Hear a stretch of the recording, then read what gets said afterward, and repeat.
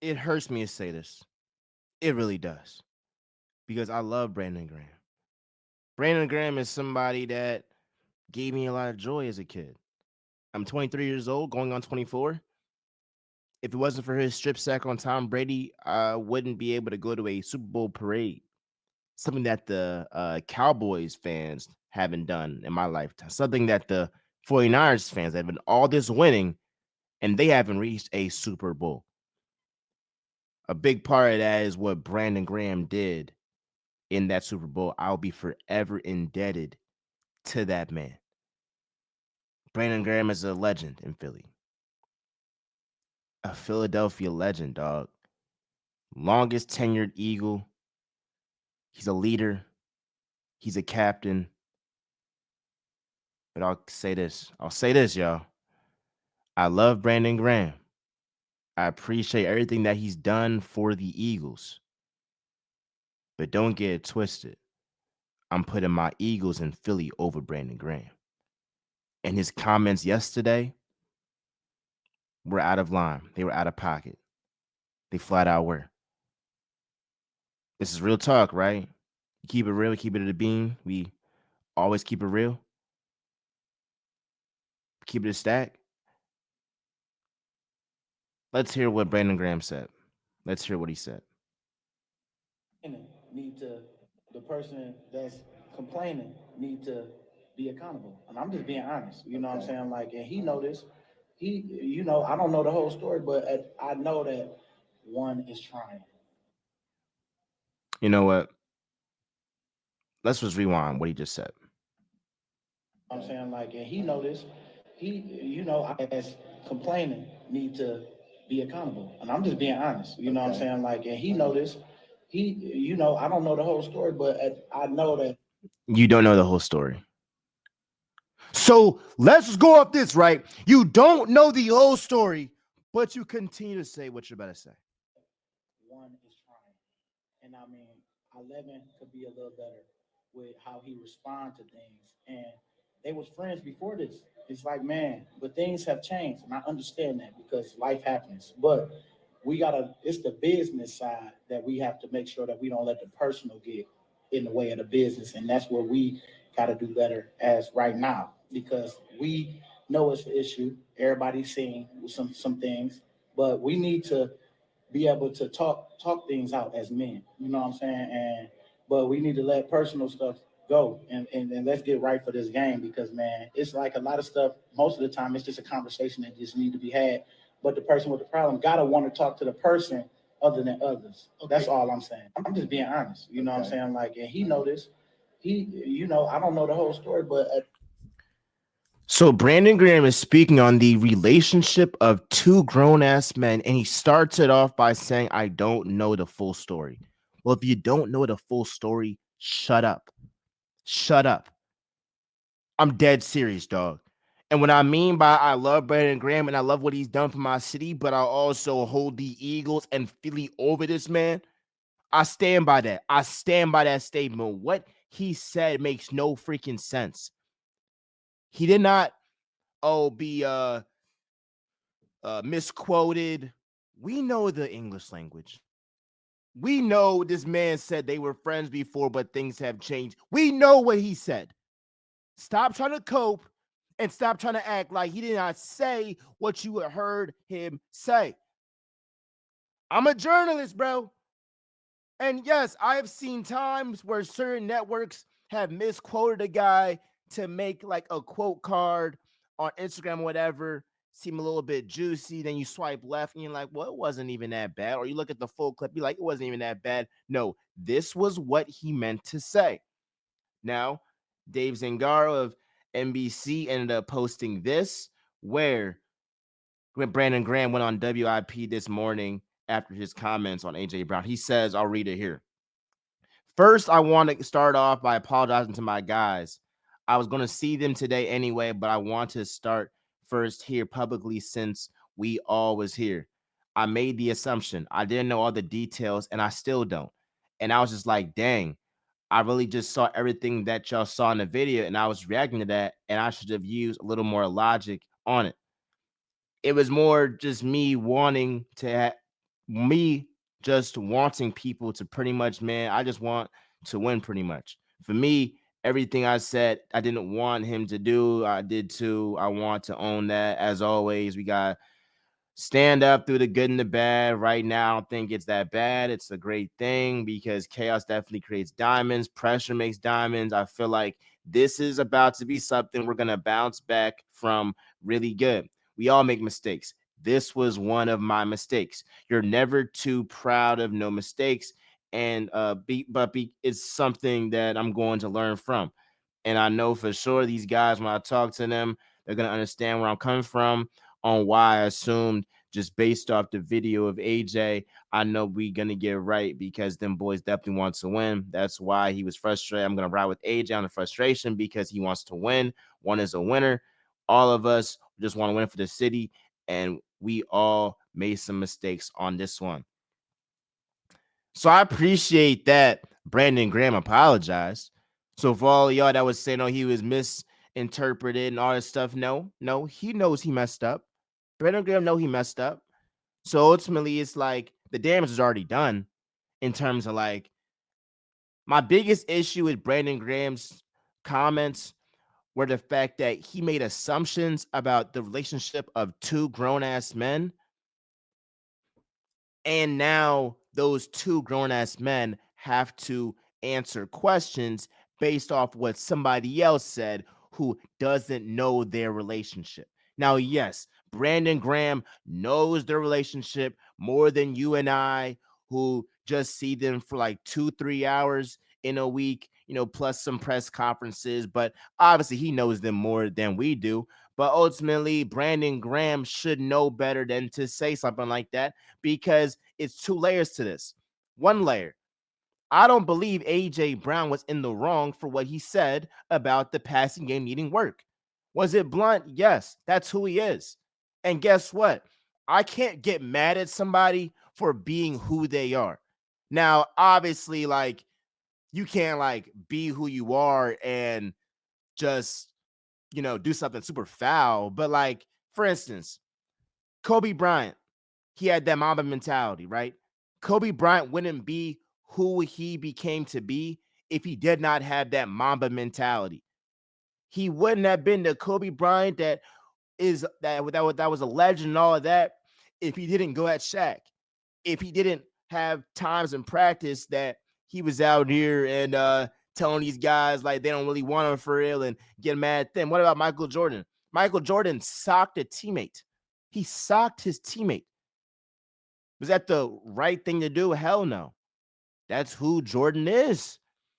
He wants to win so bad, and that competitive fire really drove him to go ahead and win 6 chips. Sometimes you're so obsessed and so competitive that you do things that might not have the most logic or might not make the most sense, but you're so competitive, and that's how you got to that point in your life is because you're so ultra competitive. And I'm taking AJ Brown being ultra competitive and thinking to himself, this team cannot reach the heights it can reach if this passing game is only passing for 108 yards.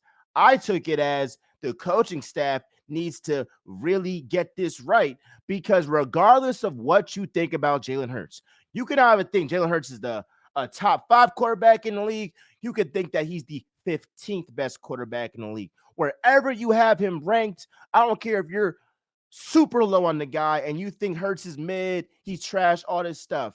If you are being objective and if you are seeing things from just a fair point of view, do you really think Hurts is that bad that he put up 108 yards and the coaching staff is not at fault at all with the weapons Hurts has at his disposal? Now, yes, was Hurts lights out like he was against the Bengals or, lights out, as he was in, previous games where he's had, a lot of passing yards and has got AJ Brown involved, or even like that game against the Rams where AJ Brown, not even too long ago, like 2 weeks ago, when AJ Brown went ahead and had like 109 yards, a touchdown pass, was going crazy, all that stuff. Like, regardless of what you think about Jalen Hurts, you have to say, like, all right, if he only passes for 108 yards, that's probably on the coaching staff to get him right. It's on the coaching staff to be able to be like, all right, like, let's give you some layups. Let's give you some layups so then you can pull up from 30 and hit a bomb. So you can throw a bomb to AJ Brown and stride and all this stuff and all that, you know, if I'm saying. But if you're throwing the ball at Jahan Dotson on the first drive or first quarter and you're not even targeting AJ Brown, I'm gonna look at the coaching staff. That's where I was at. So you have the two layers of it, right? You have the one layer where you're talking about AJ Brown and the fact that he said passing is the issue. And it was some former players like Ryan Clark and Shannon Sharp, and they were like, well, you can't say that. You're throwing your QB under the bus. I took it as he just wants the offense to be better. It's not like AJ Brown is on some Jamar Chase stuff where he's like, I'm always open, give me the ball. He was like, no, like the passing game needs work. And that could in turn be interpreted to be like, all right, not only do I need more touches, but Smay needs more touches. You feel me? Grant Calcaterra, Jahan Dotson, who got traded here for a third round pick. And yeah, he got like what 5 yards? Like he hasn't been doing nothing. So ultimately, like the whole passing game this season hasn't been up to the quote unquote standard as we always like to say. But what Brandon Graham said made it to where we're not talking about what's happening on the field. We're talking about what's happening off the field. If these guys like each other, and ultimately, like, was the media gonna drag the whole AJ Brown comment about passing? Yes, they were gonna drag that. But like Brandon Graham lit a fire under that, instigated that John to now the whole week. Questions to the quarterback, questions to the wide receiver, questions to the head coach, maybe questions to like the offensive line about what's going on with your star wide receiver, with your star quarterback. That's what is going to be talked about. That's what it is. Now, I'll say this. I love the fact that AJ Brown had his he switched his profile. It might not mean much. It might be this might be the homer in me. This might be the homer in me. But when I saw AJ Brown post the little Joker John as his profile picture, I was like, oh yeah, he on that. He on that. And when Jalen Hurts is doubted, and when Jalen Hurts is scrutinized, and when his back is against the wall, he performs every single time. That's why I get so frustrated when people say he's not this, he's not that. When has there been a time that AJ Brown and Jalen Hurts have been on the squad together and against an elite team, against an elite quarterback, they folded? It hasn't happened. It has not happened. It hasn't happened. This duo has beat Josh Allen. They've beat Lamar Jackson. They beat Matthew Stafford. They beat Patrick Mahomes in the regular season. Tua Tagovailoa, Jordan Love. I can keep going on and on and on. Your favorite quarterback, this duo has beat them. And I refuse to believe a guy in Jalen Hurts that after being benched by Tua Tagovailoa, that next season goes ahead and starts or mid-game starts for Tua Tagovailoa, who got injured and won the SEC championship game. So I don't care if the Eagles are ranked 32nd in the NFL in passing yards a game. I know what I see with my own eyes. I know winners when I see them. I don't care how it happens. I just want W's. And this team is way different from last year because we have a superstar MVP candidate running the ball. We have a phenomenal defense. And if passing is the weakest link, then that's amazing because we have a history of showing the past 2 years that when Jalen Hurts wants to drop back and have that deep ball, he can go ahead and do that. Just a couple weeks ago, the narrative was Jalen Hurts has a fantastic deep ball. Jalen Hurts is really good at hitting his opponent or hitting his teammates in stride. Well, guess what? That ain't change overnight. That ain't change overnight. So we good. We're good. We're good. We are good. So we're not going to overreact. Yes, we're going to have to react to Brandon Graham because he was tripping. But after today, we're not going to be talking about this stuff because it doesn't matter. It does not matter. What about CJ Garner Johnson? What about Zach Bond? What about Darius Slay, game-saving play? What about Saquon Barkley? And he went ahead and broke LaShawn McCoy's record. That's not getting enough love. What about this offensive line? Jordan Mailata coming back from IR and being a freaking all-pro left tackle this season. Lane Johnson, this man played for LaShawn McCoy and was with him when he broke his record. And then 10 plus years later, he was Saquon Barkley playing at an all-time level, and he's watching him break that record. What about Lane Johnson's longevity, bro? So it's so many other things that nobody else is talking about because they're worried about these stupid comments and selfish comments by Brandon Graham. But yes, we're going to keep moving forward and we're going to keep talking about the positives of this team. And we're not going to just neglect the negatives and what they have to work on, but we're going to also keep it a beat and say, yo, there are so many other players on this team that deserve love. And we have a duty to go ahead and shine a light on that. And just some advice for y'all: when everybody is going right, that's when you go left. So everybody's gonna be talking about Brandon Graham and all this stuff. Yes, like we had to talk about that initially, and I went on my rant, all that stuff. But there's also bigger stories on this team with the fact that how this defense is played, and just the fact that these guys who we have never thought in Zach Bond and these rookies, obviously, that are having really, really great seasons, that it's kind of being swept under the rug because of some little drama. Come on. One Eagle, one Philly. One Eagle, one Philly. We good. I ain't tripping, bro. I ain't tripping. I'm not tripping because it's like, what's gonna happen?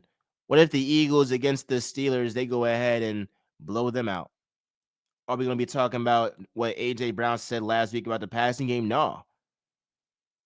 And so an OG told me, and it actually helped me with some of my analysis sometimes. But in the NFL, things are never as good as they may seem. Things are never as bad as they may seem. And so with Hurts and AJ Brown, it might seem like it's the worst thing ever right now. Oh, they're not friends, even though just a couple weeks ago, AJ had 109 receiving yards and a touchdown, and showed up against the Ravens, although it was for one quarter, and I get why he would be upset. And yes, it wasn't a good game from Hurts overall in the Panthers game where he ended up playing down his opponent, which is true. He does that, but it's not going to be something that we're going to be like, oh, this is going to derail the season. The season's over. We're cut. This is a repeat of last year. No, this Eagles team is too talented to have a repeat of last year, because they did not have this defense last year, and they did not have Saquon Barkley last year. Those are two big things that I don't care if A.J. Brown and Jalen Hurts are fighting outside the NovaCare complex. That really is not going to matter because we have the two biggest strengths that were some of our weaknesses last season. Come on. Come on.